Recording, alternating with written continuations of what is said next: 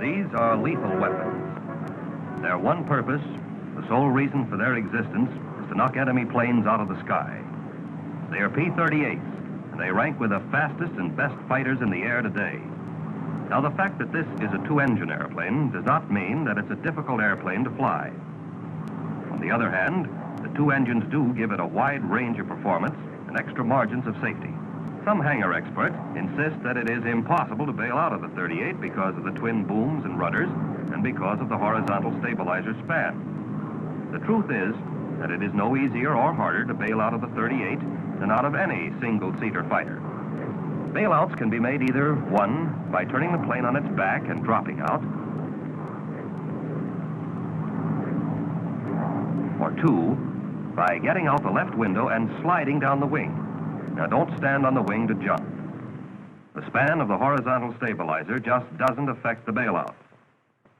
At high speeds, the airflow carries any object straight back and under the empennage, which is actually higher than the wing. Therefore, the only portion of the empennage which is critical is that portion directly aft of the bailout area. Thus, it doesn't matter whether the empennage has a 20-foot span or a 100-foot span. The critical area is still the same. Furthermore, on the 38, there's no vertical stabilizer which can get in the way. Actually, however, the object isn't to bail out of your ship, but to make the other fellow bail out of his. In the 38, you have a weapon which will help you do just that. It's a fighting man's airplane. Tough, rugged, reliable. Its high-speed performance is well known.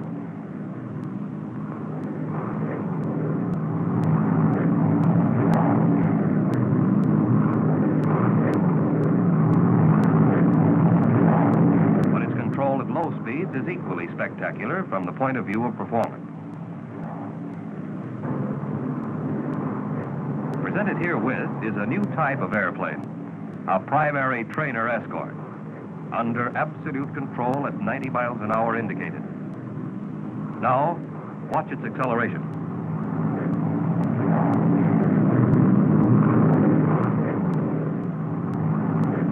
Most important of all, maximum performance makes it possible for a 38 pilot to dictate when and at what altitude he shall combat.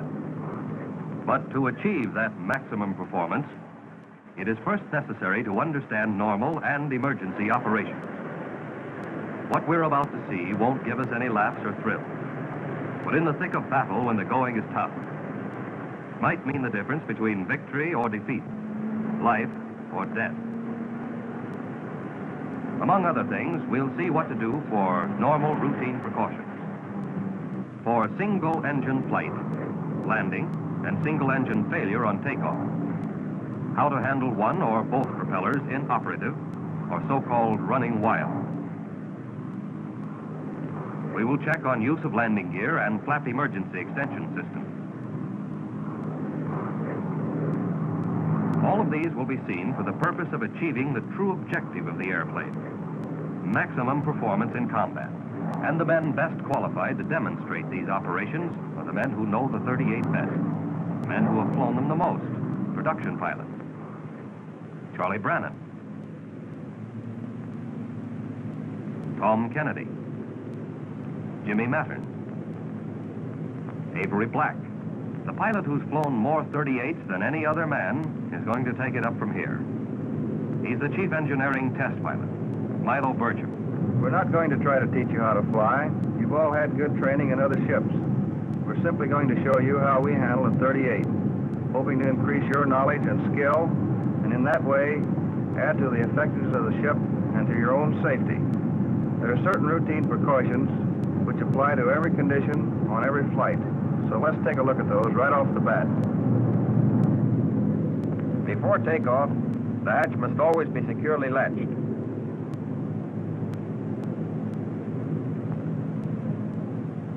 Both sliding windows must also be closed all the way. With the windows closed, the airflow is normal. But if the windows are carelessly left open, the airflow is disturbed and causes the wake to hit the tail. On airplanes equipped with external tanks, it is essential to be able to drop the tanks immediately in case of engine failure on takeoff. Therefore, before starting, the drop tank switch is placed in the safe position, and the drop tank selectors are placed on, so that in an emergency we can lose the tanks by simply punching the drop tank release button. When the full fuel load is carried, takeoffs are always on the front tanks. Normally, we use no flaps. Later, we will check on conditions where flaps are used. But at all times, maximum allowable manifold pressure is used. Once in position at the head of the line, and after run-up and mag check, propellers are checked in the automatic position. By trying the governors, we make certain that they're really governing.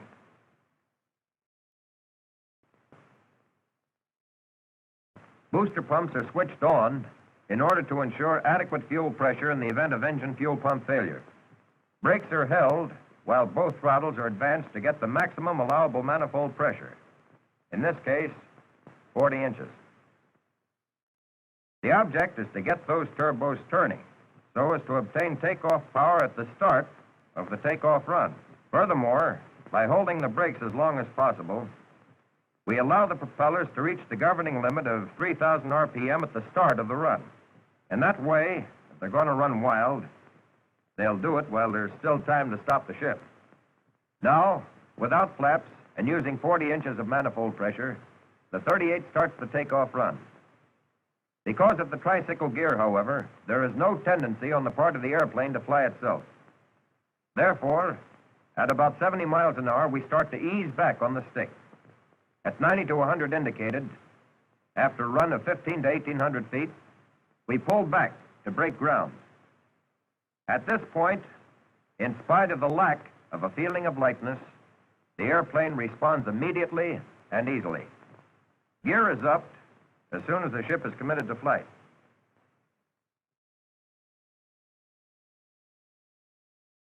By the time the gear retracts, indicated airspeed will be at least 150, well above single-engine operation speed of 120.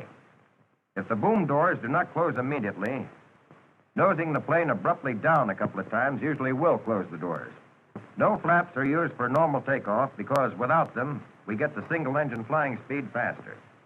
But if this tower, for instance, were an obstacle 1,700 feet from the head of the runway, a zero-flap takeoff would catch it right amidships. With 50% flaps under exactly the same conditions, the airplane easily clears the tower. Airspeed will be at least 140 indicated by the time the gear retracts, which is enough speed to retract the flaps without loss of altitude. Although flaps reduce takeoff run about 500 feet, they only provide a takeoff goose because the rate of climb and speed at zero flaps quickly exceed the initial advantage with flaps. As soon as the airplane is in its climb, power is reduced to 37 inches of manifold pressure and 2,600 RPM. At this time, if high-altitude flight is not contemplated, booster pumps can be turned off. There's very little difference in the rate of climb at indicated speeds of 140 to 180 because what is gained by the angle increase is lost in speed. The flight characteristics of the 38 are excellent. For example, the stall, which we're about to see, is so slight as to be almost imperceptible to the camera. The power stall will occur at about 70 miles an hour. Loss of altitude will be about 50 feet. The counter-rotating propellers eliminate torque. No tendency of either wing to dip or fall away. Watch closely. There's the stall. Characteristics are just as good in the power-off stall with gear and flaps retracted or extended. Accelerated stalls, accompanied by normal buffeting, occur on any airplane when the angle of attack is increased to the point that the airflow over the wing becomes turbulent. This can happen in sharp turns, pull-outs, or other severe maneuvers. The 38 is designed to take the buffeting of the stall and has no tendency to slip off on either wing at any altitude. If you want to get out of an accelerated stall, Permit the airflow to reestablish normal lift by easing up on the stick. For the sake of greater maneuverability, there is a maneuvering stop on the flap control. With flaps in this position, turns are shortened, and similar maneuvers performed with great efficiency. Low-speed banks at low levels, however, even with the flaps full down, are non-habit forming. There's just not going to be enough time to recover lost altitude before the ground catches up with you. And in practicing maneuvers, there are two things that are darn important. First, where inverted flight is concerned, the engines are not designed for inverted flight of more than 10 seconds. Oil pressure will drop in even less time, and the bearings are apt to be damaged. Furthermore, prolonged inverted flight is in itself unnecessary. Secondly, in any maneuver which requires a downward recovery, the pilot must have plenty of air under him, at least 10,000 feet. Due to the 38's acceleration in a dive, the ground comes up awfully fast to slap you in the face. There's a dive limit chart in the cockpit. Be sure to check it. Landings are not complicated, but in night landings, pilots new to the 38 sometimes get a surprise when lowering the landing light. This is due to the fact that the light disturbs the airflow to the aileron. This nibbling feels a bit strange at first, but actually has no unfavorable effect as far as flying is concerned. For the landing itself, propellers are set for 2,600 RPM with about 23 inches of manifold pressure. And to ensure adequate fuel pressure, on go the booster pumps. Gears extended at 175 miles an hour indicated. Flaps at 150. At this time, the toe brake should be pumped to ensure adequate pressure upon landing. Now let's retract the gear again to show that even if the normal extension system fails, there is still no reason to start getting ideas about a belly landing. Two conditions are usually the cause of hydraulic system failure. Either the engine hydraulic pump has gone out, or there's a break in the hydraulic lines. If the engine pump goes out, fluid will still be in the lines, and the auxiliary hand pump can be used to extend both the gear and flaps. No other action except pumping is required, and it will take about 5 minutes to pump the gear down and lock. If, after 2 or 3 minutes of pumping, there is no feeling of pressure against the pump, it indicates that there is fluid failure. In this case, the emergency system is still on tap. The emergency extension system is used in the following sequence. First, landing gear control lever is placed down. Next, the bypass valve is closed by turning it clockwise. Now the hand pump selector valve handle is placed down, and the pump is operated to force the doors open with the wheels. Pumping is continued until all 3 wheels are fully extended and locked. Nosing the ship abruptly up will help force the wheels out. While pumping, the selector valve handle should be checked down to make sure it hasn't moved out of position. Flaps can also be extended by the hand pump. To do this, the flap control handle is placed down. Then the selector valve handle is set to up, and the pump operated till the flaps are extended the desired amount. If for any reason the flaps will not extend, the airplane lands well enough without them. In a zero flap landing, however, allow for float and higher stalling speed. With booster pumps on, the gear down and flaps in 50% position, the approach is made at 120 miles an hour indicated. Speed is reduced to 110. And when the approach is in the bag, the flaps are extended full down. Then, at 110, flare out and come in over the fence at 100 to 105 miles an hour, but never faster than 110. Contact never has to be made at over 100 miles an hour. The 38 lands in the same attitude as ships with conventional gear, on the 2 main wheels. The nose wheel will settle of its own accord. Don't be tricycle gear conscious. Just be flying level somewhere near the ground. Flying, not falling. And then the less the pilot does, the better. For slowing down, brakes are applied on and off, rather than with a constant pressure.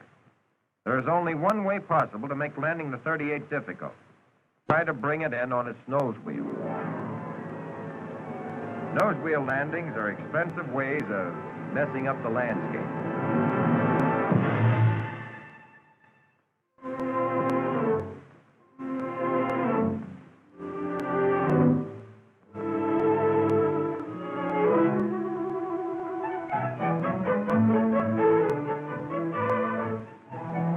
And sometime or other, everybody feels a little sorry for pilots just starting to fly single-seat fighters.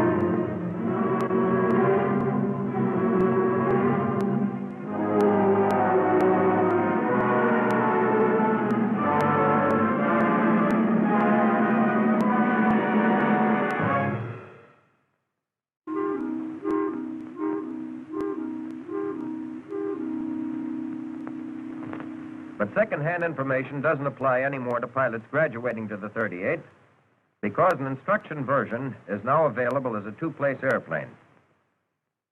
The boys call it the piggyback.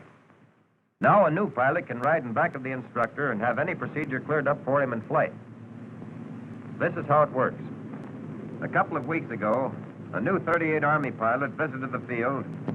Wrap your legs up, Bill, and make yourself at home. Okay. This being a passenger is a good deal. I feel like a colonel already. The last guy thought he was a general. Well, all kidding aside, Milo, I hope you don't think me a dope if I ask a lot of fool questions. You know a better way of finding something out? Well, no, but... Well, then ask away. Okay. Well, I did have a couple of question marks about the propellers running wild. Not that I don't understand perfectly, but, well, you know, it just isn't quite clear. Well, there's nothing serious about propellers running wild. No? It usually simply means that they're caught in full high RPM. And as a result, the engines are overspeeding. This can happen due to a shortened electrical system or the switches being left in manual instead of automatic. Or maybe the circuit breaker switches are out at the start. But no matter what causes propeller over-revving, retarding the throttles will bring them under control and still leave enough power to at least circle the field and land. Propellers will run wild if, through carelessness, the propeller switches are left in manual instead of being checked in automatic. In this case, RPMs will be reduced by simply throwing the switches where they belong, in automatic. On late versions of the 38, warning lights go on when there's a short in the circuit. If a short occurs, the circuit breakers overheat and jump up. When they do, push the circuit breakers down. They'll have to be held down for about 15 seconds. Otherwise, the heat will just make them jump right back. I gotcha. If we don't let them cool off, will it pop right back up again? Can we simulate this in flight? When we get in the air, you'll see that holding the circuit breakers down for 15 seconds has disadvantages. But now we're ready for the takeoff check. Propellers in automatic, governing check. Booster pumps on, toe brakes held, throttles advanced to get maximum allowable manifold pressure.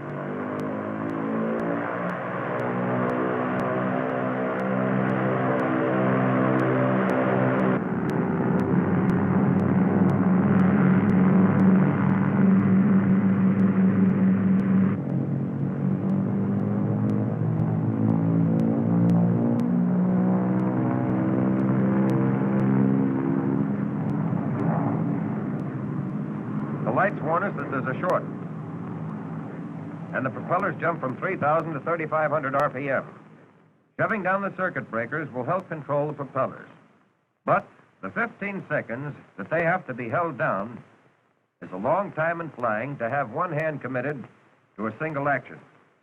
Therefore, it's better to retard the throttles and bring the RPMs down to 3,000 while still maintaining sufficient power to establish level flight before pushing the circuit breakers down. Now, with flight established, the circuit breakers can be held down.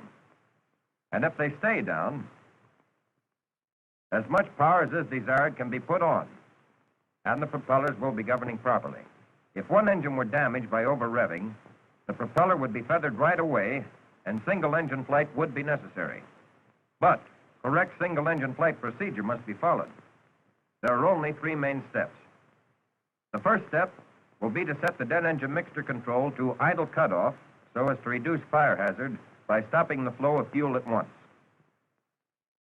Furthermore, if by mistake we try to kill the engine that's operating, the complete loss of power warns us while there's still time to recover.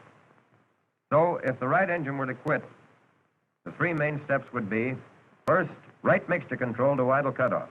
Second, right feathering switch to full feather. And third, right throttle back to close.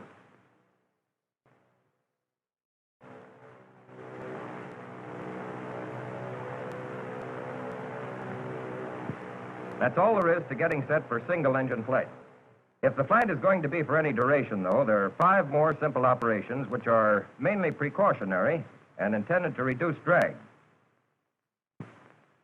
Turn the right booster pump off, trim the rudder tab, close the right tank selector valve, close the right press tone shutter, and close the right oil cooler flap. Now, that's one of the handy features of the 38. If one engine fails, there's still a mighty fine single-engine ship under us. There's no difference in flight technique with either engine. But for demonstration, we like to fly on the left engine and keep the generator going, rather than use the right engine and run on the battery. What we've just checked over have been the emergency procedures for single-engine failure. But for practicing single-engine operation and maneuvers, slightly different procedures are followed so that, if necessary, the simulated dead engine can be brought back into operation quickly. In the first place, be awfully sure that the live engine is on the tank with the most fuel. Then, and only then, start the procedure for single-engine practice flight. Now, turn the right booster pump off. Then, by retarding the right throttle, single-engine failure and the resultant yaw will be simulated. Recover from yaw with opposite rudder and throw the right mixture control to idle cutoff and feather up.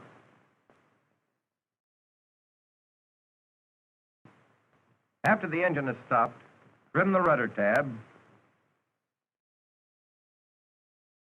and spare the right press tone shutter and right oil cooler flap. After the engine is stopped and the ship is trimmed, the control should be set in position for immediate unfeathering just in case something should happen to the engine we're flying on, and we have to use the engine being simulated as dead. So, as soon as the propeller is feathered, set the feathering switch in the normal position. Then, raise the guard on the manual propeller switch to the dead engine and set it to the fixed position, and move the governor control to low RPM. Now, with the feathering switch in normal position, the manual propeller switch to the dead engine in fixed pitch position, and the right governor control in low RPM, we can continue single-engine practice flight safely. Unfeathering to resume normal 2-engine flight takes only 4 steps. Manual propeller switch is held to increase RPM until 800 is reached, and then throw the switch to the automatic position. Right mixture control is set to water rich. Check to make sure that there is sufficient oil and fuel pressure. Open the throttle slowly, and as the press tone temperature rises, continue advancing it slowly. At 25 inches of manifold pressure, RPMs are also increased until power and propellers on both engines are synchronized.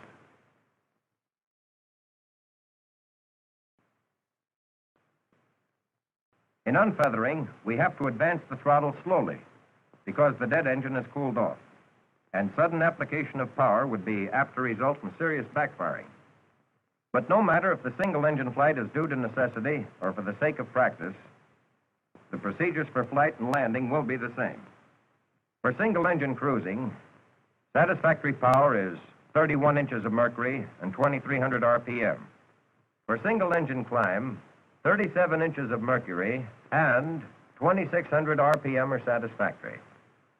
Use of more power is unnecessary and depends on the weight conditions of the plane.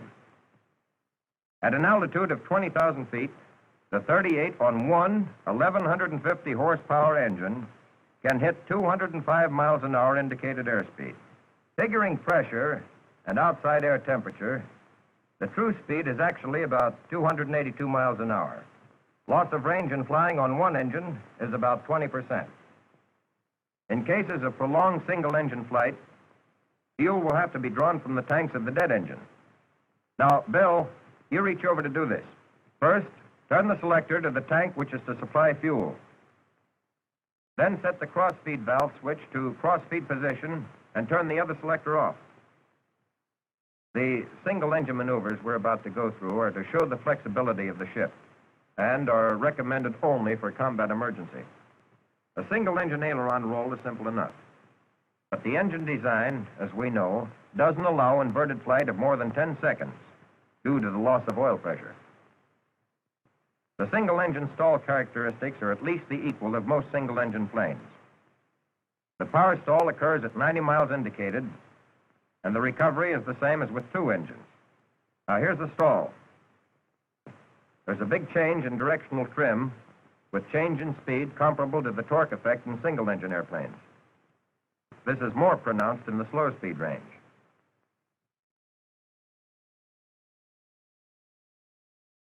At high speed, the trim approaches the normal for twin-engine operation. And now, while we're heading back for a landing, there's one important thing to keep in mind. Never count on a two-engine plane maintaining altitude on one engine with both the gear and flaps pulled down.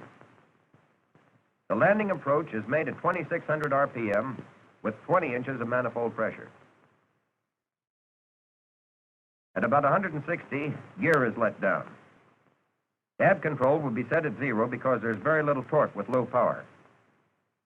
At 135 miles an hour, flaps are extended 50%. Power and speed are decreased in the approach pattern, but 120 is maintained throughout the approach. Once full flaps are extended, the landing must be made. There is no choice in the matter. So only extend flaps 100% when you see it's in the bag.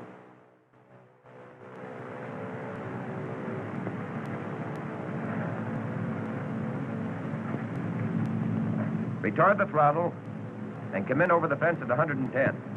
Then flare out, making contact at between 95 and 100 miles an hour.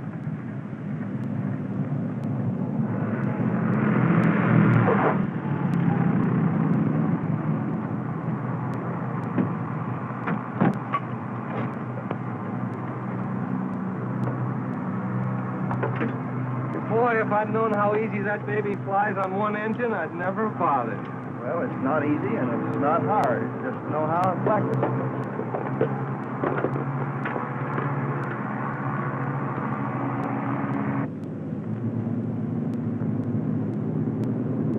Here, Bill, this will give you some idea what I mean. Too flat an approach on single engine is definitely bad. It's apt to result in undershooting the field. The high approach can be made by diving down and leveling off short of the field. But the recommended approach has been found to be the easiest as well as the safest. It's okay to use some power until you actually contact the ground.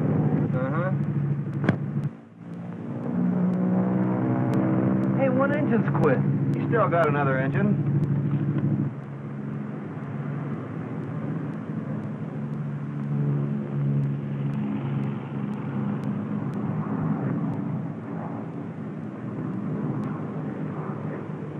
Well, he made it, but boy.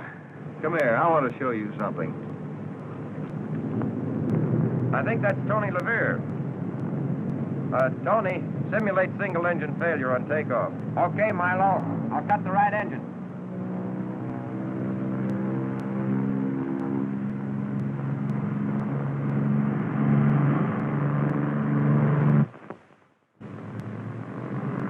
right engine will quit at 120. Power is reduced and hard left rudder to check yaw. Power increased. Drop tank release button punch to drop the tanks. Right mixture control off. Full feather right propeller. Right throttle off. The other procedures are carried out while level flight is maintained until 140 miles an hour. And now he climbs to a safe altitude.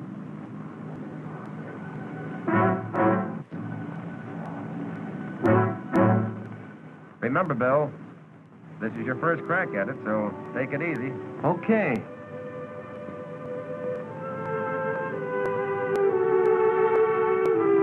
Side windows closed, hatch secure. Straighten nose wheel. Nose wheel straight. Drop tank switch at safe. Selectors on.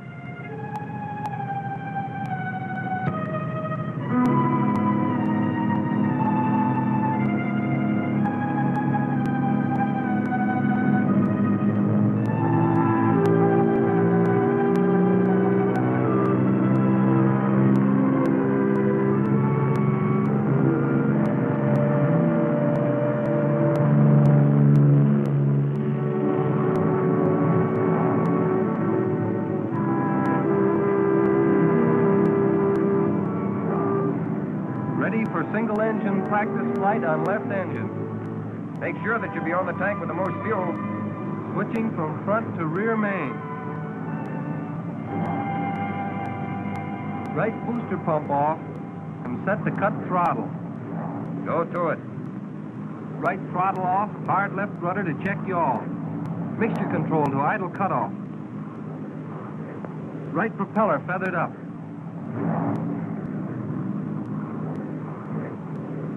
Right engine is dead.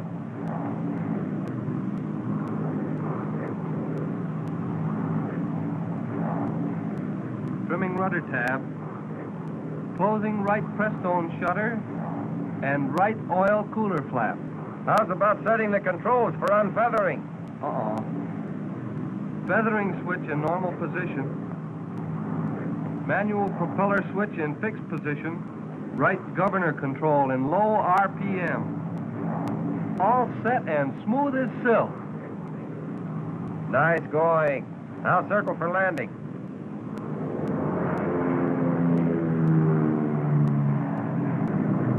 .2600 RPM with 20 inches. Tap control set at 0. Gear down at 160.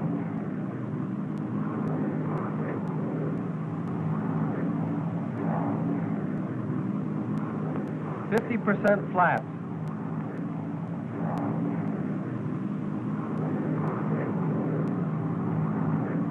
It's in the bag.